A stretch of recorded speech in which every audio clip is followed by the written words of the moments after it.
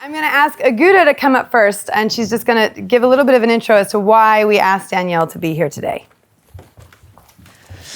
So, hello everyone. I'm Aguda Adekoya. I'm in cohort 17, so fairly new. I saw the post on Facebook about the winter get-together, and Joy asked different questions. Who would you like to nominate, or who would you like to hear from? And me being a newbie, I was like, okay, I'm not sure what this is all about. But anyway, the person I could think about was Danielle, because I heard her speak at an event in Swindon, which is where I live. And I mean, the things she said, I resonated with them. For someone who had, climbed so high as she had, and she was so real, so down to earth. And it was from her I learned to take a step and, think about the voices in my head and what is it actually saying, what is stopping me from doing things that I'm doing. And she runs this, incredible team of remarkable women who, I've joined, and I receive daily nuggets, emails to push me through my day every day. Get up, crazy lady, just do it, She changes, the norm of what obtains in the working world today. And I just think she's brilliant. And this connection couldn't have been possible without Carla, because when I nominated her, I think Carla sent an email and said, I can connect to you or something. So, yes, I welcome Carla. And it was through a mutual friend that we have in common, a lady called Kelly Herrick, who introduced me to Danielle's group of women that's known as the Remarkable Women. So when Aguda mentioned Danielle, I thought, I'm connected with Danielle on LinkedIn, and due to my procrastination issues, I still haven't done what we said we were going to do over a year ago. And so I put Joy and Danielle in touch with each other, hence why Danielle's here today. So it's great to be meeting you in the flesh, face to face today. And similarly to Aguda's story, really, Danielle, if you haven't come across Danielle's work yet, she's a really inspiring woman. And the way that Danielle can connect with you, just in simple terminology, simple language, that actually suddenly you feel, gosh, how has she got there to me? How am I thinking what I'm thinking? Just by reading a few sentences in her book. But first things first, let's hear about you and your story and your background. So for those that don't know about your story, tell us about your background and how your career started out. I'll do the very short version. So when I was a kid, I wanted to be Prime Minister. I was very clear about that. I know there are people still saying, can you not do that? And I did a degree in politics and didn't become a politician in any level. I became a secretary because one of the things that people would hire me for was I could type really fast. Like I was 120 words a minute because I'm really competitive. And I used to do data entry, and the faster you went, the more money you earned. So it made sense to learn how to type fast. And my career took really odd turns. Everywhere I went, people wanted me to do HR. That was the thing. And I resisted it, to be honest, because I was like, I want to be in the business. I want to be where the conversations are at. But actually, in the end, I let it happen. And I worked in HR for a long time. I ended up at Sky TV. I left Sky one day because I was headhunted for the job of my dreams. It was HR director for a company with a guy who deeply, deeply inspired me. And I describe it as being caught by the child catcher from Chitty Chitty Bang Bang, if you know that film. So I actually left that job probably in great shame at the time, because I'd never seen more grown men cry in my life. This guy was a sociopath. And I was so afraid to leave that my husband said to me, I just want you to hand me your BlackBerry and your car keys and send him an email and turn your BlackBerry off. And I will sort it from there. Because I was so terrified to go and speak to this guy. And I was this hugely confident woman who had achieved amazing things in my life, and I was broken. But the amazing thing about the brokenness was I met my now business partner as a consequence of that. She was the person who coached me out of it. She'd actually taken my old job at Sky, or another job that was very similar, and I met her at dinner, and she just walked up to me and said, "You're not okay. Here's my card." And she didn't know anything about the story. And in fact, the only thing she knew about me was she didn't like me very much, because every time she tried to do something, people would go, "But Danielle wouldn't do it that way." And she said there was one point where she literally said, "She is not here anymore." And so I think when she met me and I was really broken, that was a bit of a shock for her. So I came back to Sky. I became change director eventually. So I ran major technical projects, which is very odd. And if you read my book, there's a point where I say I was running project managers and analysts, and I still don't know what an analyst does. And that's genuine. Like, they're clever people, but I don't understand it. But I'm a good leader. And so one day, I got a call from the COO. It was a video conference he asked for, and he said, "We want you to run the call centres." And I thought he was joking. And I burst out laughing. He said, "I'm not joking. We want you to do it. We want you to start in 2 weeks' time." So I went from 65 people to 10,000, overnight. So that was a masterclass in leadership. And while I was there doing work that I really, really loved, I realised I was getting tired and I wanted to rest. And so I served my notice with the intention of having a year off. But while that was happening, Sky had made me the poster girl for women in leadership. Literally, there were pictures of me on the back of toilet doors. Luckily, I was looking off in a direction, so I was like, "You don't want me watching you, are you? Having a poo." And I had to speak at many events. So I got really interested in what was going on for women. Having not really experienced a lot of discrimination, apart from when I'd worked in construction right at the beginning of my career. And so I decided to get really interested in what was happening for women, and I dropped I was known for being an internal mentor and coach. I stopped coaching all the men, and I only worked with women for my last year. And my now business partner and I went off on an event together, and a long story, I didn't have my year off. I resigned in the October, and we launched our business in the November, and I stayed in Sky till the March. And now what we're doing, we evolved, because you've been with us for a long time. We started to do online programs helping women just experience some level of transformation. But we started to research what do high potential women want? And what we found really consistently was women really want to make a difference. Whatever their version of that is, they really want to make a difference, but they're holding back. And I don't believe it's all because of the patriarchy, and I can have conversations with you about that. My experience when we interviewed these women was they were afraid. They were afraid of the cost to their health. They were afraid of the cost to their relationships, to their children, to their partners. And many women are afraid of losing all their money and losing security and stability. And so our work became about how do we help women have a life of impact and joy. I think what was unusual about your story is that you were really open about what experience you'd had trying to set up a business and how one opportunity hadn't have worked as planned. Yeah, not at all. So pre-Sky, my husband and I set up a business. It was in construction, as you do. I had loads of construction experience. I'd worked in construction, but not as a technical. And we were supremely cocky, both pretty senior. I was the head of HR at the time. He was an equity partner. We lost every penny we had ever had. We only didn't go bankrupt because I literally crawled under a bed and cried for like a month because my husband went round to pretty much every bank in town and negotiated with each of them to give us loans so that we could pay off the debt rather than go bankrupt. Because he had one of his children was in private school, and it was really important because of the educational needs that they stayed there. And if we'd gone bankrupt, we'd have had to pull them out. And so we spent, I'm going to say 3 years, literally going to the bank and taking out 60 quid for shopping and 40 quid each. And between us, we were earning very high six-figure between us income. And my money went on physio because I had a very bad back at the time. And it was horrific. Yeah, I mean, but it's been such a gift in terms of running a business again. My husband's had 2 businesses since then, and we're now in our 4th year of this one.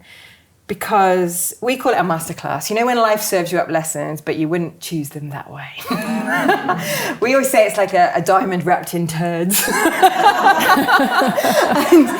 a whole new dimension to sparkling there. I think losing the business was exactly that for us. Because I look back on it now and I just go, well, I just wouldn't be who I am today had I not had that experience, because it was a good dose of humility. It was a good dose of what's important and what's not. And it was a great dose of learning to get up again after you've fallen. Yeah. And as you say, so I came across you when you were leading the Somebody Inside programme that's now become Remarkable Women. So tell us more about Remarkable Women, and if you could give us some examples of a couple of remarkable women that you've come across during that time that you've been running that business. Great. So we teach 5 things. We teach mission, so what are you here to do? What are you here to do in the world? We teach potential. So I have a big belief that human beings live into about 20% of their potential. Why do I say that? We put people on the moon. And there are people out there who've cured themselves from cancer, who somebody worked out how to put human beings in a box and project it all over the world on TV, And so I think we're capable of so much more than we allow ourselves to be. And this thing up here kids us otherwise, right? And so a lot of our work is on showing people how to playfully play bolder. We work on relationships, we work on money because that's super important, and we work on choice. So we work on mastering the mind because, as you were saying, there's a voice in our head that is persistently telling us we can't. And so that work is just critically important. We work with all our women are remarkable, to be honest with you. And what happens when they join the community is they join and go, great to be here, and then they freak out with imposter syndrome about 3 minutes later. And I have to pick them all up and go, no, you are here for a reason, it's all good. Because I have no judgment on what people should do. I mean, we are remarkable. There's never going to be another you ever again in space and time. Right? So you've already passed the bar of remarkable before anything else happens. Just that you're sat here. We're never going to see you again apart from at this moment in history. And so I love to show people that. And what I believe is we're all being invited to express our gifts fully. Because I firmly believe that the world would be a really different place if we did. And so when we choose to listen to the voice in our head that tells us we're to play small, everybody misses out. Everyone misses out. And I just think the world's got a deep requirement for more love right now, and more compassion, and more heart-centered leadership, as we would describe it. And so if you get nothing else from me today, no, I'm calling you forth on that, but I'm probably calling you forth in a different way, which is not to work harder, but to be more discerning in your choices, right?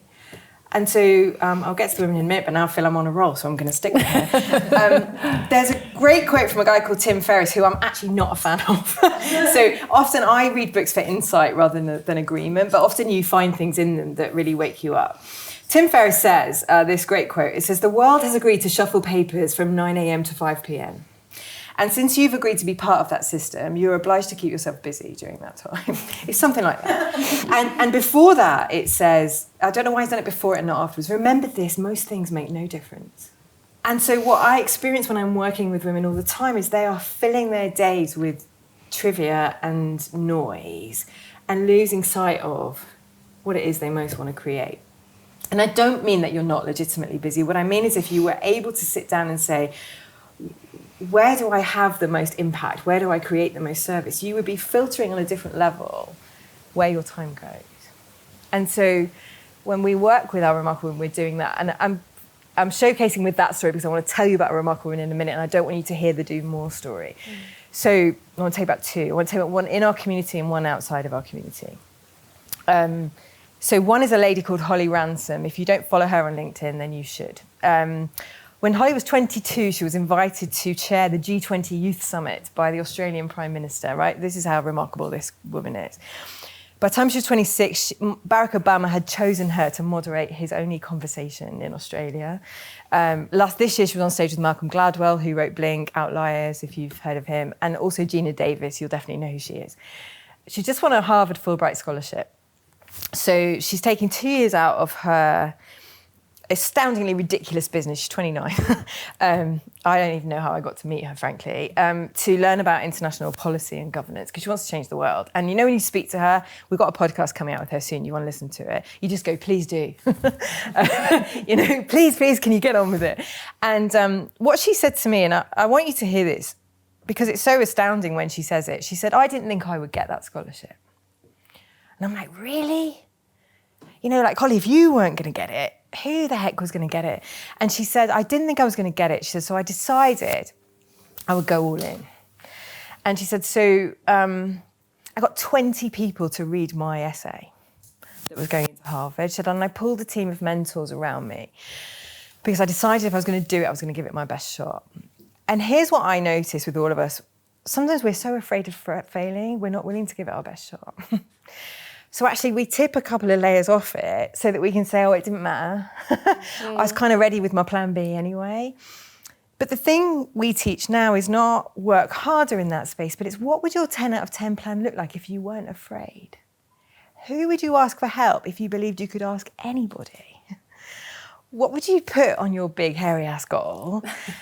Because it's a long game, it's not a short game.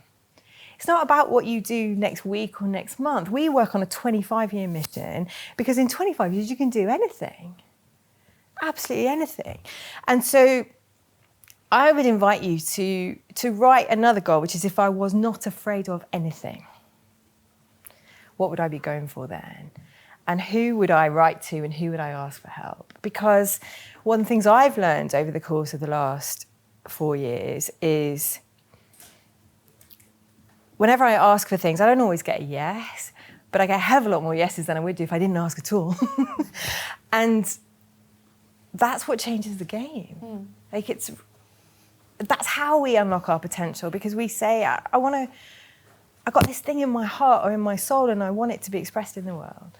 And Holly, for me, was just a great example of that. But let me tell you about another woman. I want to tell you about two, actually. So, Dr. Julie McElroy, astounding woman, different story. We offer scholarships into the community. So we have 5 scholarships every year for women who would not get in otherwise, essentially. And I put into the community, who should we be inviting to apply for scholarships this year? And I got tagged in a post, and you need to speak to this woman. And her name's Dr. Julie McElroy, she's in Scotland, and it was an article in The Scotsman that she'd written. I thought, well, this is interesting. Why would I want to give a scholarship to somebody who's obviously super well known already? And I opened up this article, and it turns out that Julie has cerebral palsy, and she's profoundly deaf. She has a PhD, 2 masters, and a bachelor's. And 360 job applications later, nobody is employing her. She has a contract with the Scottish government, and she hates it because they basically stuck her in a corner and said, write policy, and this woman wants to be with people. And so I wrote to her and I said, Julie, I'd love you to give us some advice on how to make our community more open to people, to women like you. And in return, if you like, I'll trade you for a coaching conversation. And she wrote back to me, it was brilliant. She said, well, I'll meet you if you want, but I don't need a career coach, thanks very much. So many people have tried and it's pointless. And I wrote back and I said, well, good news for you, I'm not a career coach. I'm not a career coach. And we met for coffee in Glasgow. I spent 2 hours. I was really nervous because this woman's profoundly deaf. And I just thought, there's so many ways I could get this wrong. You know, so many ways I could offend or I could tread on waters that I shouldn't tread on. We had this amazing conversation. She's just a bundle of joy. She's done some incredible things with her life, and yet she can't get employment. And for the last 9 months, we've been playing this campaign of Stand on My Shoulders. Like literally, who in the community can give her openings into organisations, who can give her introductions. And even with 60 of us behind it, it's really hard work. But as a consequence of that, next year we're running a webinar with Tanni Gray-Thompson because she's come into our world now. I don't know if you remember her. She won the London Marathon wheelchair race many times. Because we're playing bolder because of Julie. She's making us ask for things that we wouldn't have asked for otherwise. And so the community the work has just been this gift that keeps on giving, right? Because you just keep coming across women and sticking a bit of rocket fuel in them, like we love to do, and watching them launch. And I just wake up every morning and go, I get to do this, you know? It's really cool. And it's been really interesting watching your social media, actually. So your presence on LinkedIn and on your platform on Facebook, promoting remarkable women. So I'm not going to steal your thunder on that. I'm going to let everybody explore that for themselves. But if you've got one key takeaway, no pressure, for today, what's your key takeaway for us for today? Oh. I'm going to say the one that just came into my head then, ask for help. Like, I do it too, right? You do not have to go this alone. And that's where the ego gets in the way. Like, I can't ask people, they're busy, they're important. they haven't got time for me, or I'll do it myself, mummy. You've probably all got kids who do that, right? And I don't think we're meant to go it alone. I just don't think we are. And so my experience is that every time we learn to ask for help, life gets a little bit easier. And I just see women really, really struggling to do it. And I want to say this, we teach a thing called the powerful request. I ain't got time to teach it now, but I'm going to give you a flavour of it really quickly. The idea of the powerful request is that you craft your request for help. You spend time on it. So what we see so frequently is women go, well, I asked so-and-so and they didn't come back to me. And it's like a 3-line email. Somebody wrote to me this week, I've never met this person, and she said, I've been following you for a while. Will you be my mentor? And I'm like, say more, because, and I would call that either a nervous request or a lazy request. So when people write to me and say, Danielle, can we meet for a coffee? I've been reading your stuff for a while. I'm like, what for? Tell me what for, because maybe I'm not the one to help you, but I might know somebody who is, and I'd rather send you off in that direction than we meet for a random coffee just to see, And so our invitation is to spend time with requests, to make the person on the other end want to help you and to feel as though that's part of their service to the world. So if you ask for help like you think you're not going to get it, that won't be a powerful request. And so when I had to write to Tanny, I got an appalling introduction to Tanny, God bless him. A good friend of mine introduced me to her. And it said, Tanny, I really think, he's friends with her, you really should meet Danielle, she's thinking about doing this stuff. And then it said nothing. And I thought, blimey, this woman's in the House of Lords, she's going through Brexit at the moment, she's not going to meet with some random woman that a 3-line invitation has come from. So I spent an hour crafting an email to her, which basically said, I know you're really busy, and I know that you must get requests for help all the time. So I want you to know up front, I will not waste my time with you. If you give me an hour, I will do something with it. Are you willing to place a small bet on me? We met for breakfast 2 weeks later. And I know that it wouldn't have happened if I'd left that introduction just to be the way it was. And so if you've got this amazing community, if you're not sure how to ask for help, ask each other, But you've all got some big dreams in this room. They've already been expressed today. So don't go them on your own. Don't go them on your own. That's great. Thank you very much for that, and thank you for your time and coming along today.